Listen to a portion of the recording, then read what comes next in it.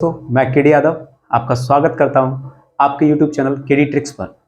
देखिए, जैसे मैंने बताया था आपको कि आगे जितना भी कंटेंट है वीडियो का मैं आपको सारा प्रोवाइड कराऊंगा। पहली वीडियो में हम बात कर लेते हैं एक ऐसे टॉपिक की जहां से कॉम्पिटिटिव में सबसे ज्यादा क्वेश्चन बनते हैं। देखिए, आपको बस बेसिक थोड़ा समझना है, मेरी लैंग्वेज को समझिएगा। हम बात करेंगे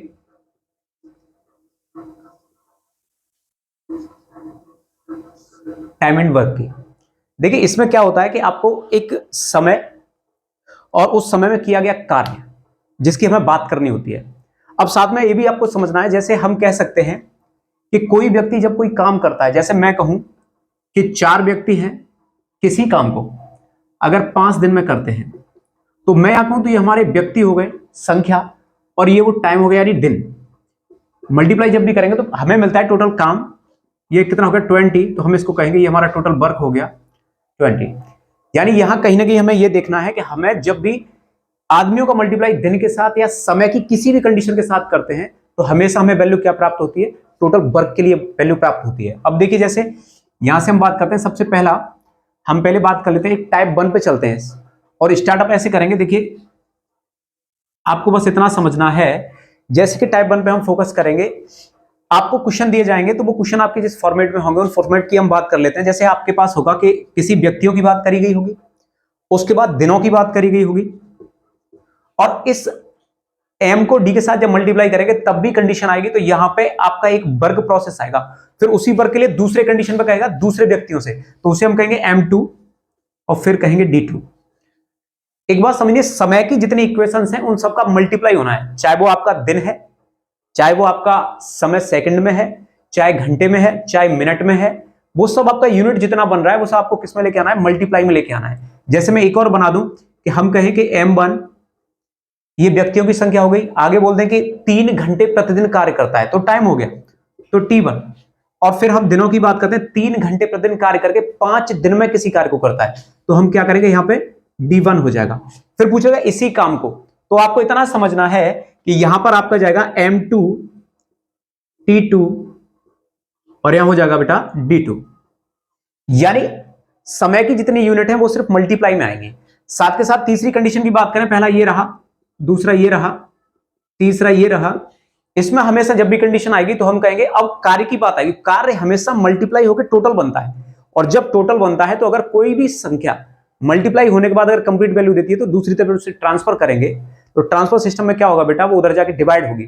डिवाइड का मतलब यह है कि हम कहेंगे कि m1 d1, और अगर कोई कार्य होता है तो हम कहेंगे w1।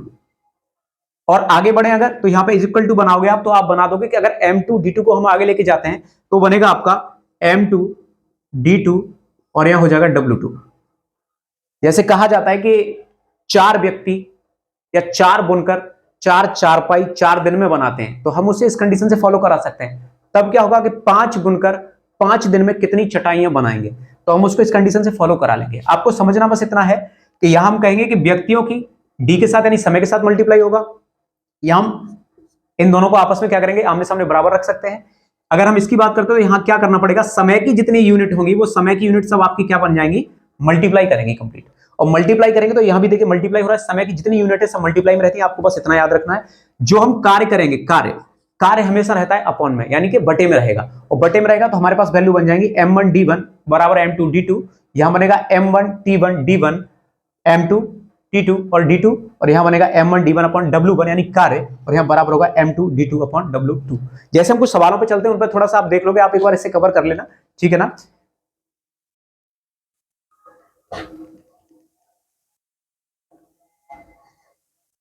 हम सबसे पहले पहले कॉन्सेप्ट की बात कर लेते हैं, जिसमें आपको मैंने बताया था कि पहला क्या था, m1 d1 बराबर है किसके, m2 और d2 के।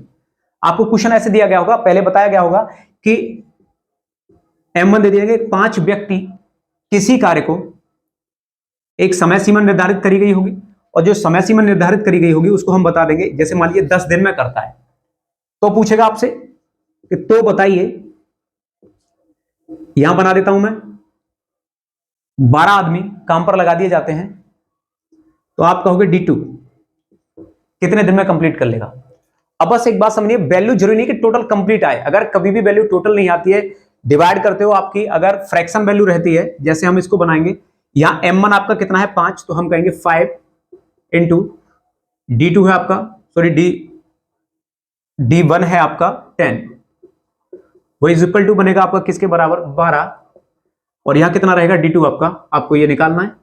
हम क्या करेंगे, यहां जो मल्टीप्लाई है वो इधर जाकर ट्रांसफर करते, क्या बन जाएगा आपका, यहां से आप ट्रांसफर करते तो ये आपका क्या में चला जाएगा डिवाइड में, तो 5 into 10 upon 12 is equal to हो जाएगा d2।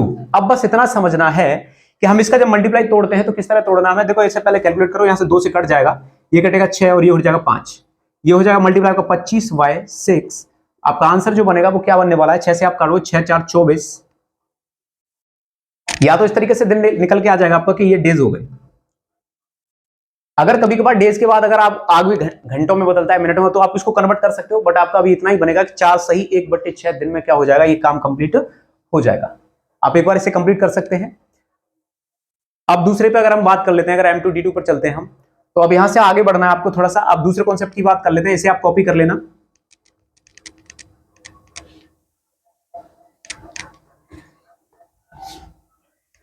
देखिए अब आपका जो बनेगा वहां आपको M1 की संख्या दी गई होगी, T1 की वैल्यू दी जाएगी और आपका D1 की वैल्यू दी जाएगी, यानी अब समय को निर्धारित किया जाएगा दिन के साथ। यहां दूसरी तरफ मैं बात करूं तो यहां पे M2 दिया जाएगा आपको, T2 दिया जाएगा आपको, और D2 या इसमें से कोई भी संख्या निकालनी पड़ेगी। अब यहां करना क्या होगा, यहां बस इतना समझना, जैसे मैं बना देता हूं एक सवाल कोई भी, हम कहते हैं कि M1 यानी कि पहले व्यक्तियों की संख्या बताते हैं, हम कहते हैं कि 10 आदमी अगर कोई भी एक समय निर्धारित कर लीजिए कि 5 घंटे प्रतिदिन कार्य करते हैं, तो कार्य को 8 दिन में कंप्लीट कर देते हैं। अब हम यहां कहेंगे तो बताइए 12 आदमी, एक फिर से समय सीमा निर्धारित कर लीजिए कि 12 आदमी अगर किसी कार्य को प्रतिदिन 4 घंटे करते हैं तो कितने दिन में कंप्लीट कर ले जाएंगे। अब जरा सुनिए मेरी बात, जब भी ऐसे बनेगा तो हम इसको कंप्लीट बना सकते हैं कि हम इसका क्या बनाएंगे, 10 इंटू 5 इंटू 8, ये पहला ये कंप्लीट रहा। इधर जाएंगे तो हमारे पास M2 क्या है आपका 12 है, T2 आपका 4 है, और D2 आपको निकालना है। जो इधर आपका मल्टीप्लाई में है वो सारा इधर कायम जाएगा, डिवाइड में चला जाएगा, तो इसको मैं बना दूंगा 10 इंटू 5 इंटू 8 y 12 इंटू 4। अब यहां देखिए ये आपकी जो वैल्यू निकलेगी D2 की वैल्यू निकलेगा, इसे कैलकुलेट कर सकते हो आप। 4 से काट दोगे 4 दूनी 8 रहेगा, 2 से काट दोगे ये 6 हो जाएगा, उसका फिर आप 2 से काट दोगे तो ये 3 रहेगा, ये 5 रहेगा। मेरे पास आंसर आया 25/3 दिन। या ये बन सकता है आपका, आप इसको और भी सॉल्व करना चाहो तो आप क्या कर सकते हो, 3 का 25 में भाग लगाओगे, 8 सही 1/3, इतना कंप्लीट कर लोगे। बस हमें इतना समझना है कि समय की जो यूनिट है वो सारी यूनिट किस में जाएंगी, सारी यूनिट आपकी मल्टीप्लाई में चलने वाली है। अगर कार्य की बात आती है तो कार्य हमेशा आपका काय में चला जाएगा, ये आपको याद रखना है। कार्य हमेशा आपका किस में रहेगा, कार्य हमेशा अपॉन में रहेगा, यानी कि बटे में रहेगा। एक बार एक क्वेश्चन उसका भी करके ले देते हैं, आप इससे कंप्लीट कर लेना।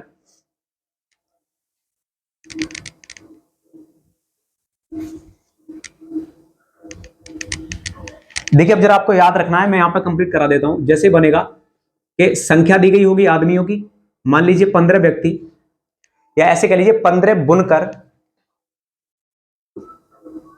15 दिन में जो वर्क बता देंगे 12 कुर्सियां बनाते हैं। अब क्या होगा, 12 कुर्सियां बनी, अब इसे हम इधर ट्रांसफर करेंगे तो इधर बनेगा कि M2, तो 12 बुनकर 12 दिन में कितनी चटाइयां बनाएंगे, इस तरीके से बन जाएगा। यानी ये काम हो गया, और काम हमेशा मैंने क्या बताया कि बटे में रहेगा। कैसे बताया था कि M1 D1 upon W1 is equal to M2 D2, और ये हो जाएगा W2। अब जरा समझना है, यहां हम इसको कंप्लीट बनाते हैं तो यहां इसके साथ वैल्यू रखनी पड़ेगी, तो हमें करना पड़ेगा 15, यानी 15 आदमी 15 दिन। तो मैंने कहा समय की जो भी यूनिट है वो हमेशा मल्टीप्लाई में, कार्य हमेशा कहां रहेगा, कार्य हमेशा पहुंचेगा अपॉन में, तो ये W कहां जाएगा, ये लीजिए 12 हो गया, इज इक्वल टू आप बनाओगे, इधर आपका क्या बनेगा 12 इंटू 12, और यहां कार्य की बात करेंगे तो आपको W2 की वैल्यू निकालनी है। अब यहां समझेंगे आप, देखिए इसको कैलकुलेट करना है तो मैं इसको कैसे कैलकुलेट कर सकता हूं, यहां से मुझे 12 से मुझे काटता हूं, 3 से हम काट सकते, 3 चौके 12 ते 5 15 रहेगा। यहां जो सामने वैल्यू बन रही है ये आपकी इधर जो मल्टीप्लाई में है वो इधर आके डिवाइड में आ जाएंगे, तो हम कहेंगे W2 बराबर 12, और ये 12 मल्टीप्लाई में आएगा अपॉन में आ जाएगा आपका 5 और 15, यहां से काटेंगे आप 3 चौके 12 के 5 15 और यहाँ मल्टीप्लाई करेंगे आपको जो 12 चौके 48 48 चौके हो जाता है 192/25 और इसका आप कैलकुलेट करेंगे तो आपका बन जाएगा 25 से 7 सही 17/25। आप इसे कंप्लीट कर लेंगे। आज की वीडियो में इतना ही रखते हैं और नेक्स्ट अगले टाइप पर हम मिलेंगे अगली क्लास में। ठीक है, तब तक के लिए आप लोग इसे आप रिवीजन करते रहेंगे और जो भी किताबें उनसे प्रैक्टिस सेट लगाते रहिएगा। कोई भी क्वेश्चन है तो आप कमेंट बॉक्स में लिखिए, मैं उसका आपको आंसर करा के दूंगा। ठीक है, अब आपसे मुलाकात है अगली क्लास पे। ओके।